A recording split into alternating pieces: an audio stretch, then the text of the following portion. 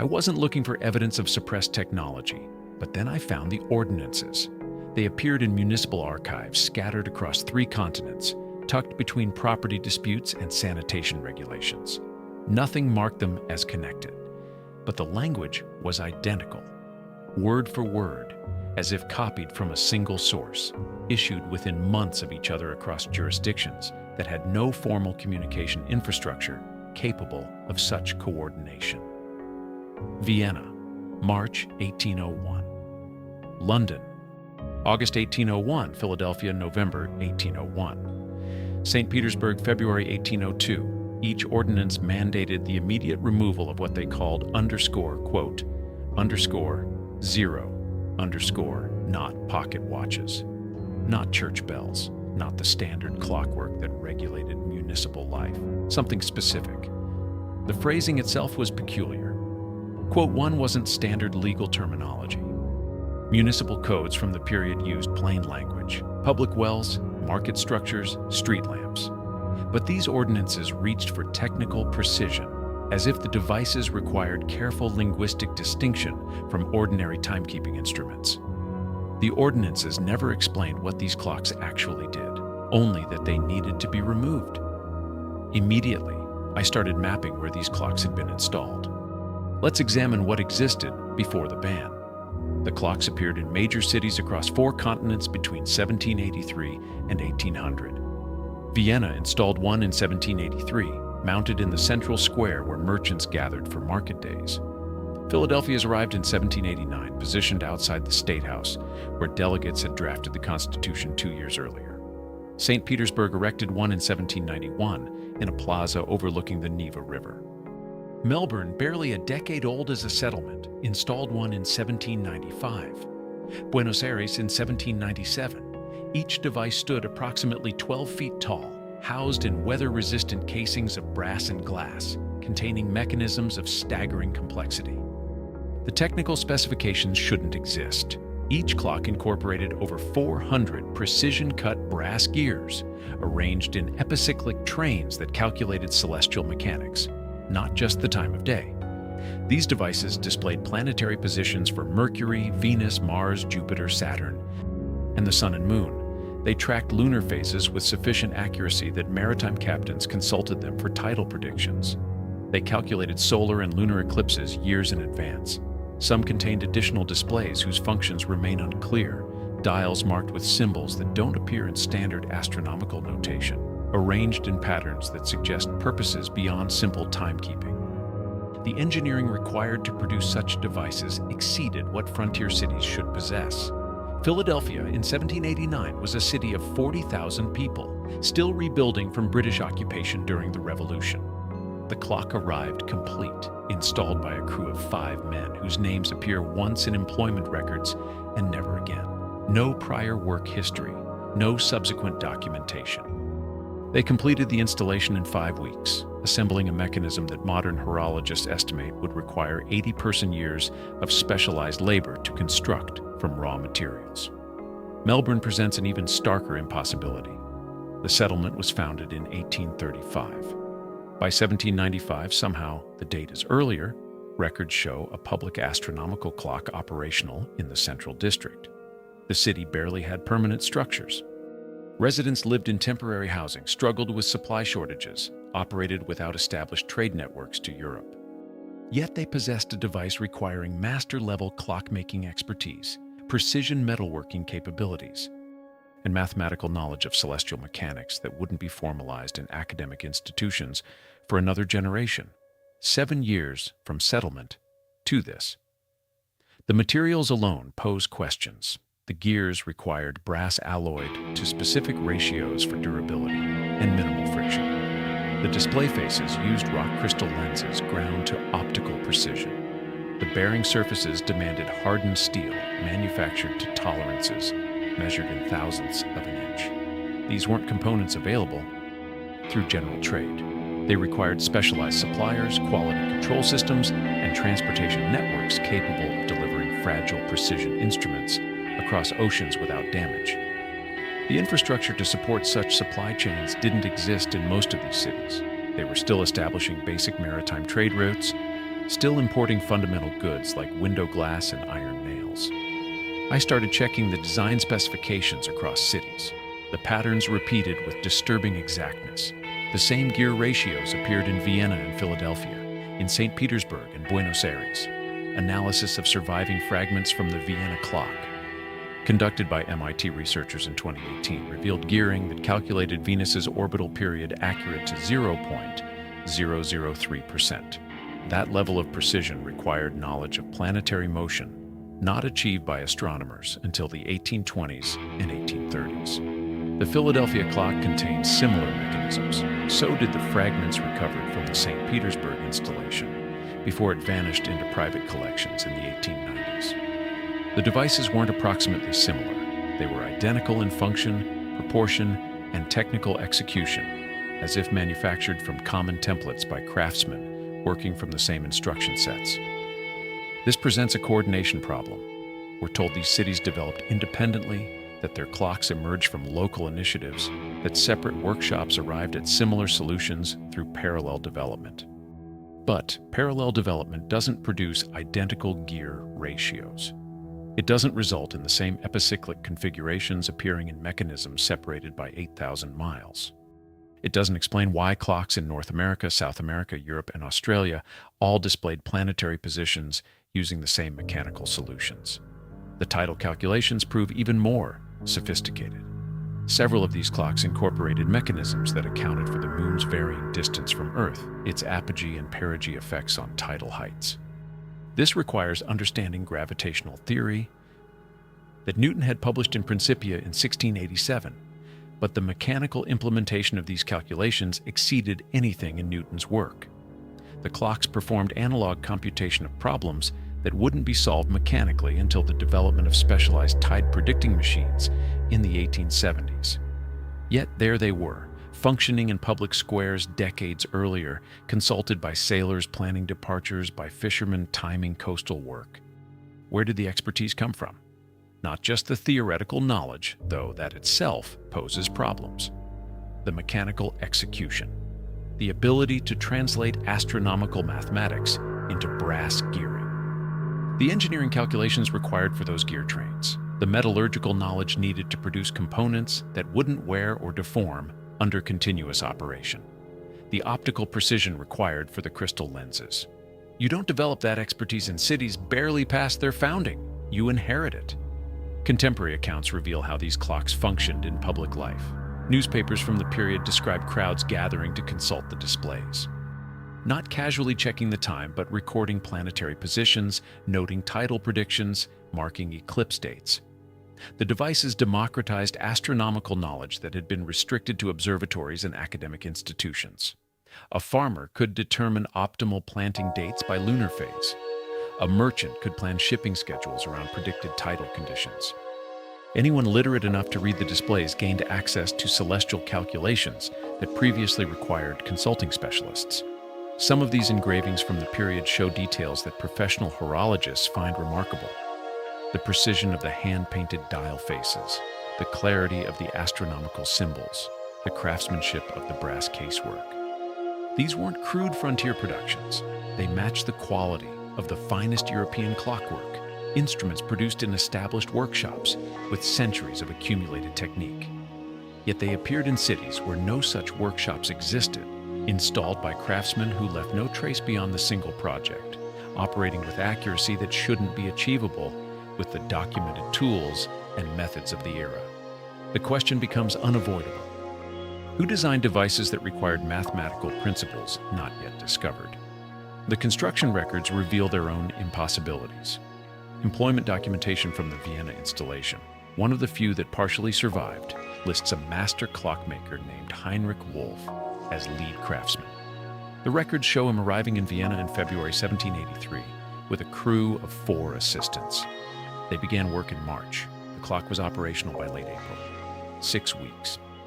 No prior employment history exists for Heinrich Wolff in Vienna, Prague, or any of the Germanic states where guild records were meticulously maintained. His name doesn't appear in apprenticeship rolls, journeyman registries, or master craftsman certifications. He arrived, completed the installation, and vanished from documentation. The 4 assistants are listed by first names only. No surnames, no origin cities, no subsequent trace in municipal records or parish registries. This pattern repeats across every installation where documentation survived. Philadelphia's crew consisted of 4 men. Municipal records identify them as European guild masters, without specifying which guilds or which European cities. They worked through the spring and summer of 1789, completing the installation in 5 weeks. Local newspapers noted their presence, described them as speaking little English, mentioned their exceptional skill with precision instruments. Then they departed, and no ship manifests record their passage. No immigration documents note their arrival or departure. The employment records list payment to continental craftsmen, without names or amounts. The speed itself defies explanation. A mechanism containing 400 hand-fitted brass gears, each requiring individual filing and adjustment to achieve proper mesh, represents thousands of hours of precision work. Modern horological workshops using powered tools and computer-aided design estimate 80 person-years minimum for comparable construction. That's starting with raw materials and manufacturing every component. These installations supposedly occurred in 5 to 6 weeks with crews of 4 or 5 men using hand tools. The mathematics don't resolve. Even if the crews worked 16-hour days, 7 days weekly, the timeline allows roughly 450 total person-hours per installation.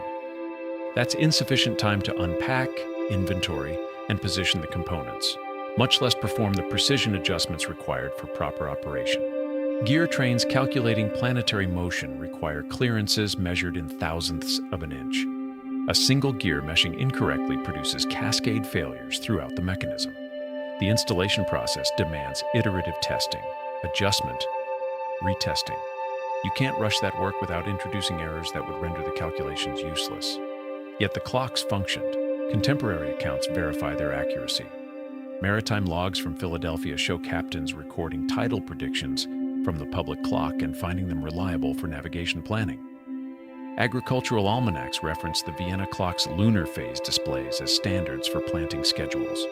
These weren't approximate instruments producing rough estimates. They were precision devices delivering calculations accurate enough to stake commercial and agricultural decisions upon.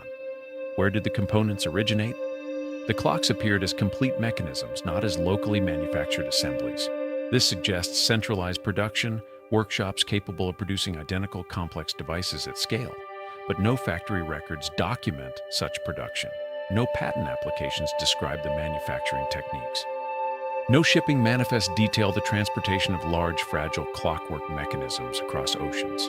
The industrial infrastructure required to produce brass gearing to these tolerances, to manufacture rock crystal lenses, to cast and machine the structural components, should leave substantial documentary traces. Instead, silence. The archives contain gaps precisely where documentation should be most robust. Vienna's imperial manufacturing records from the 1780s show detailed inventories of munitions production, textile mills, ceramics workshops. The entries for 1783 contain a 3-month void coinciding with the clock installation. Pages removed, not lost. The binding shows where they were cut out. Philadelphia's records from the Philosophical Society, which supposedly received components for inspection before installation, contain no entries for 1789 regarding astronomical instruments. The ledger pages for May through August are missing. St. Petersburg's records vanished entirely during a fire in 1893 that destroyed a specific archive building while leaving adjacent structures untouched. The fire consumed employment records, import manifests, and municipal construction documentation from 1790 through 1795. Nothing else. Insurance investigators at the time noted the selective nature of the destruction, but drew no conclusions. The investigation closed within weeks, ruled accidental despite suspicious circumstances. This pattern of convenient erasure appears across every city where these clocks existed. Missing pages, destroyed archives, records lost to fire or water damage at remarkably specific moments. The absence of documentation is itself documentation. It reveals what someone didn't want preserved. The mechanisms themselves offer clues the records don't. Surviving fragments analyzed through modern materials science reveal manufacturing techniques that shouldn't exist in the late 18th century. The brass alloys contain trace elements indicating smelting temperatures and refining processes not achieved in European foundries until the 1820s. The steel-bearing surfaces show heat treatment patterns consistent with methods developed decades later. The rock crystal lenses demonstrate optical grinding precision that required specialized equipment not invented until the mid-19th century. A fragment from the Vienna clock examined under electron microscopy in 2018 revealed tool marks on the gear teeth. The spacing and depth suggest machinery, not hand filing. Powered gear-cutting equipment with that level of precision didn't exist in 1783. The machines capable of producing those marks weren't developed until the 1840s in English factories supplying the clockmaking trade. Yet there they were, on components supposedly handcrafted 60 years earlier by crews working in temporary workshops with portable tools. The mathematical sophistication presents its own category of impossibility. The gear ratios aren't arbitrary. They encode specific astronomical constants, planetary orbital periods calculated to degrees of accuracy that required observational data accumulated over decades. Venus completes an orbit in 224.701 Earth days. The Vienna clock's gearing produces a ratio that yields 224.694 days, an error of 0.003%. That level of precision requires centuries of compiled observations, reduced and analyzed using mathematical techniques not formalized until Laplace's work in the early 1800s. How did the clock designers possess data that professional astronomers wouldn't confirm for another generation? The observations necessary to establish those constants required systematic telescopic study, careful timing, and mathematical reduction of raw data into usable figures. The institutional framework to perform such work, the observatories, the coordinated observation networks, the analytical methods, barely existed in the 1780s. Greenwich Observatory was still establishing standardized procedures. Continental observatories operated independently with limited data sharing, yet the clocks calculated with authority that suggests access to comprehensive observational databases. The eclipse prediction mechanisms prove particularly remarkable. They account for the 18-year Saros cycle, the 223-month pattern of eclipse recurrence. They incorporate nodal precession, the gradual shift in the moon's orbital plane that affects eclipse timing over decades. This knowledge wasn't theoretical speculation. It was mechanically implemented, translated into brass gearing that physically computed eclipse dates years in advance. Modern astronomers testing the surviving mechanisms find their predictions match computer calculations for the period. Not approximately, exactly within the precision limits of mechanical computation. The clocks weren't demonstrating principles. They were performing calculations that rivaled the best astronomical tables of the era. Calculations that required access to observational data and analytical methods supposedly unavailable to the builders. The tidal mechanisms reveal even deeper sophistication. They don't simply track lunar phases. They account for the moon's elliptical orbit, its varying distance from Earth, the gravitational effects that modify tidal ranges throughout the month. This requires understanding the three-body problem, the interaction of Sun, Moon, and Earth.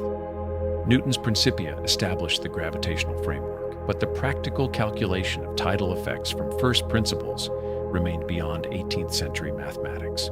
Tidal prediction was empirical, based on local observation and pattern recognition. These clocks performed what professional scientists couldn't.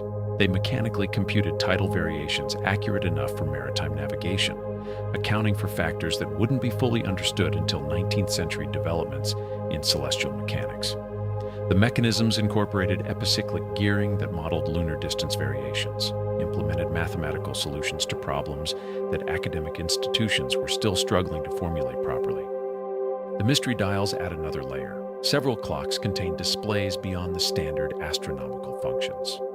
Symbols that don't appear in contemporary astronomical notation, arranged in patterns suggesting calendrical or computational purposes, not immediately apparent.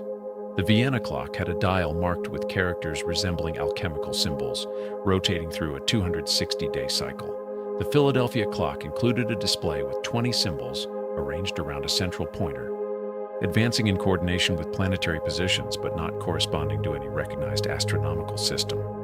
What did those additional displays calculate? Modern researchers examining photographs and surviving fragments can't determine their purpose. The symbols don't match any known notation system. The rotation periods don't correspond to astronomical cycles in use during the era. They suggest knowledge systems outside European scientific traditions, possibly incorporating calculations from other cultural frameworks, though without documentation, the speculation remains unresolved. These weren't timepieces. They were public libraries of cosmic knowledge, accessible to anyone who could read their faces. Farmers consulted them for planting. Merchants used them for shipping schedules. Astronomers verified their calculations. The devices democratized access to celestial knowledge that institutions had controlled, made complex calculations available to common use, transferred astronomical authority from observatories to public squares. And then, within a 3-year window, they were all systematically removed. The ordinances appeared simultaneously across continents. Vienna's municipal council issued theirs on March 15, 1801. London followed in August. Philadelphia's city government acted in November. St. Petersburg's imperial decree came in February 1802. The language was identical, not just similar in intent, but word-for-word replications across jurisdictions, separated by oceans and months of travel time. Each ordinance mandated removal of public timekeeping devices of astronomical configuration for purposes of municipal modernization. What modernization meant, the ordinances never specified. Municipal codes from the period cite clear reasons for infrastructure changes, street widening, to accommodate increased traffic, water system upgrades to serve growing populations, market relocations to improve commerce flow. The clock ordinances offered no such justification, just the requirement for immediate removal and the promise of modernization that never materialized. No new clocks replaced the old ones. No improved timekeeping systems appeared. The devices were simply taken away. The coordination problem is unavoidable. These cities had no rapid communication systems. Diplomatic correspondence between European capitals and American cities required months. Ships carried official documents across the Atlantic on schedules measured in seasons. Yet these ordinances appeared within an 11-month window using identical technical language, targeting the same specific type of device. Either the cities independently arrived at the same unusual phrasing and timing, or someone coordinated their issuance through channels that left no trace in diplomatic or municipal records. The official reasons, when offered at all, fell apart under examination. Vienna's ordinance cited, quote, 9, quote, and, quote, 10, quote. But Vienna's clock had been the centerpiece of the market square for 18 years. No aesthetic complaints appeared in municipal records before 1801. No proposals for replacement timekeeping systems accompanied the removal order.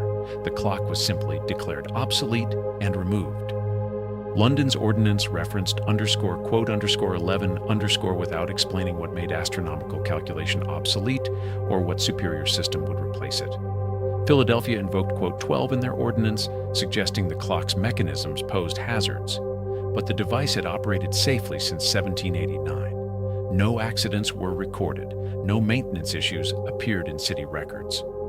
The safety concerns materialized simultaneously with the removal order, convenient justification that appeared nowhere in the preceding 12 years of documentation. St. Petersburg's decree offered no justification at all, simply commanding removal by imperial authority. The physical removal process reveals additional coordination. Multiple cities hired the same removal contractors or used crews with suspiciously similar profiles. Vienna's clock was dismantled by a team of craftsmen, described in municipal records as continental specialists in precision instruments. Philadelphia's removal crew consisted of underscore quote underscore 14 underscore. The descriptions match the profile of the original installation teams. Skilled workers appearing specifically for the task, then vanishing from documentation. The clocks themselves disappeared into voids. Vienna's ordinance specified the clock would be relocated to the imperial collection for preservation. No inventory records from the imperial collection show its arrival. Museum catalogs from the period don't list it. Modern researchers searching Habsburg archives find no trace of the device after its removal from the public square. It simply ceased to exist in documentation, as if the reassignment to imperial custody was administrative fiction covering disposal.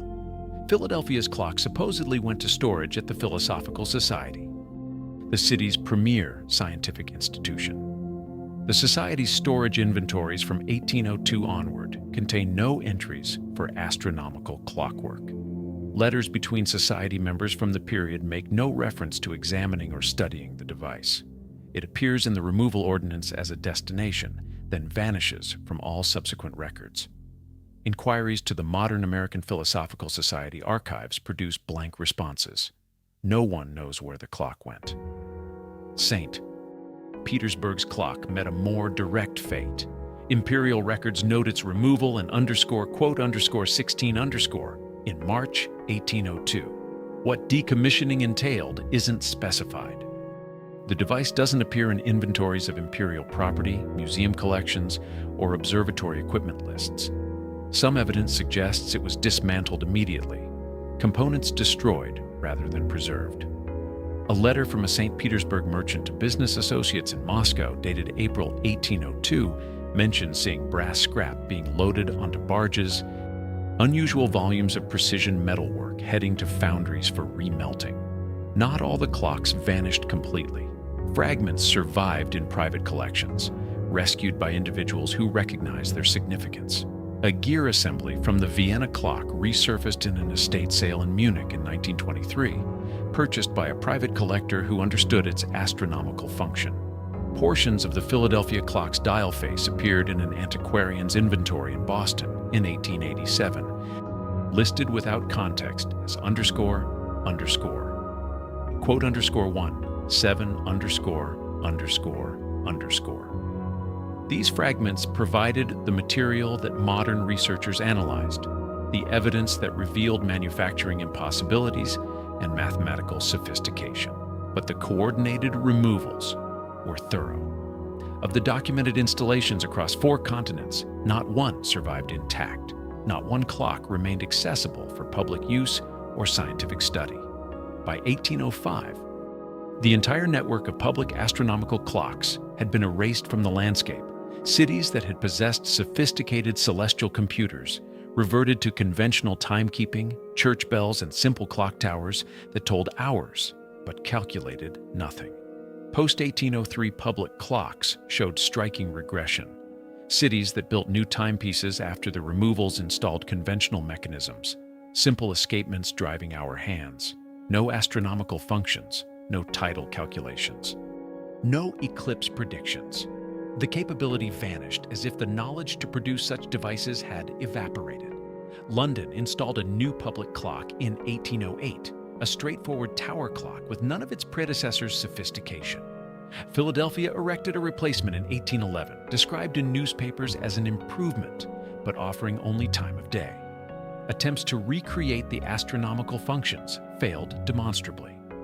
A clockmaker in Paris tried building an astronomical clock in 1825, commissioned by the Academy of Sciences to replace what had been lost. The resulting device displayed planetary positions, but with accuracy inferior to the earlier generation.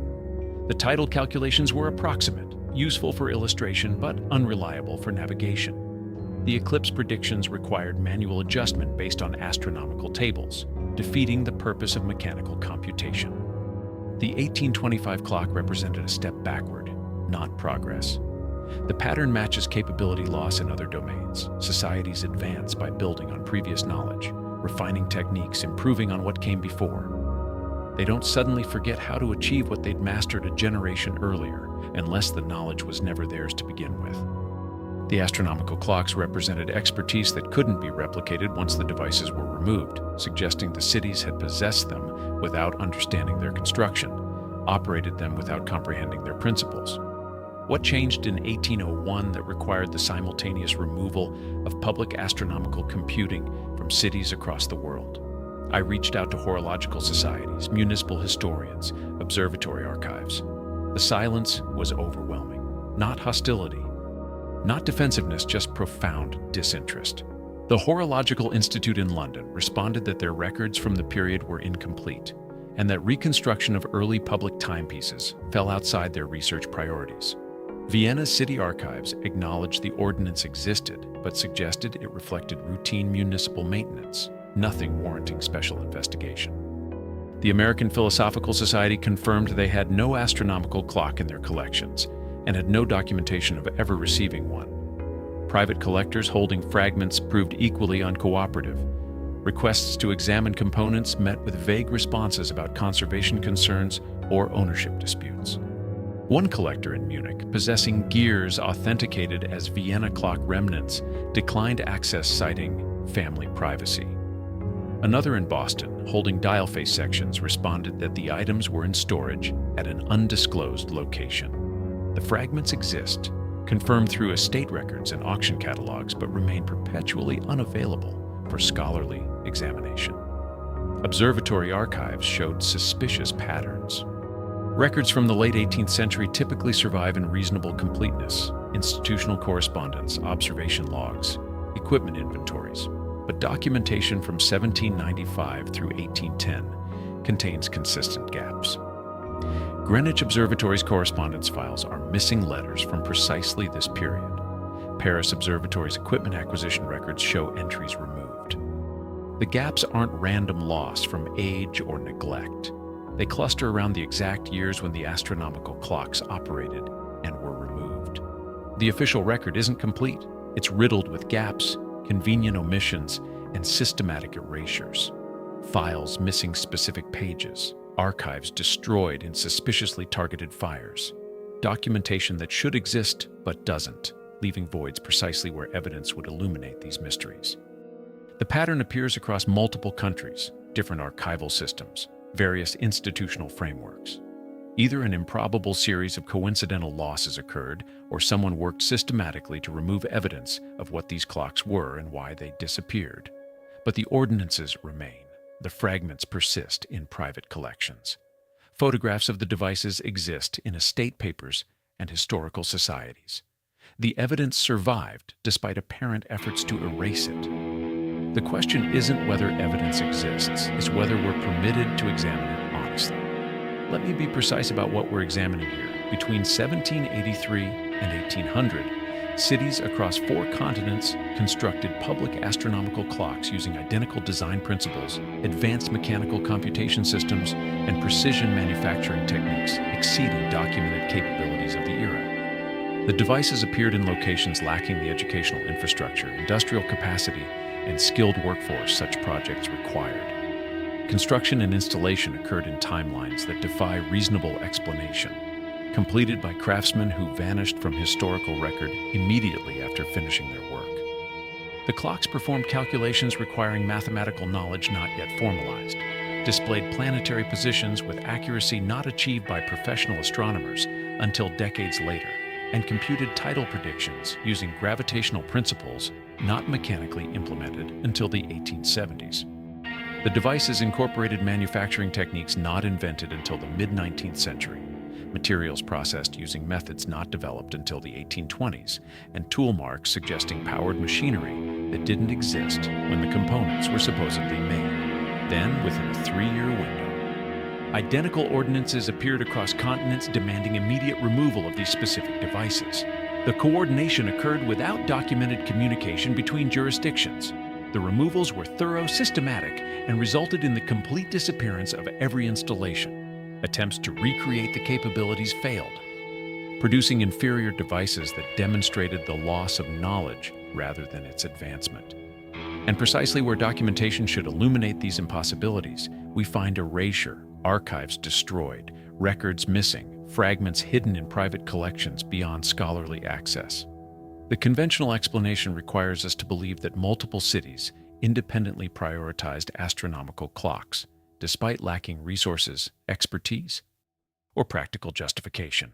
That skilled craftsman appeared exactly when needed, completed impossible work in implausible timeframes, then vanished without trace. That mechanical devices incorporated mathematics and manufacturing techniques decades ahead of documented development. That these cities independently decided, within months, to remove the clocks using identical ordinance language without coordination. That the capability to produce such devices evaporated immediately after their removal. that documentation of all this conveniently disappeared through unrelated accidents, and that modern institutions find these questions unworthy of investigation, despite substantial surviving evidence. How many coincidences before were obligated to consider alternative explanations? I wasn't looking for proof of suppressed technology. I was looking for why identical ordinances appeared across continents in 1801, removing devices that shouldn't have existed in the first place. The evidence led here to clocks that democratized astronomical knowledge, made complex celestial calculations accessible to public use, transferred computational authority from institutions to common citizens. They represented knowledge systems outside established academic control, devices whose purpose and origin remained deliberately obscured. What knowledge did these clocks contain? Who possessed the expertise to design and manufacture them? What astronomical databases informed their calculations? What happened in 1801 that demanded their simultaneous removal? And why does their existence remain carefully excluded from technological history, despite physical evidence, documentary proof, and the testimony of the ordinances themselves? The fragments persist. The ordinances survive. Material evidence exists despite generations of institutional neglect. But the answers remain sealed behind archive doors. We're assured don't need opening. Hidden in collections, we're told, aren't accessible. Buried beneath explanations that collapse under examination, but face no institutional challenge. The clocks were removed for a reason. Someone considered public access to astronomical computation dangerous enough to coordinate its suppression across continents. Whatever those devices calculated, whatever knowledge they represented, it was eliminated systematically and deliberately. What else was removed before we knew it existed? And what other capabilities were we meant to forget we ever possessed?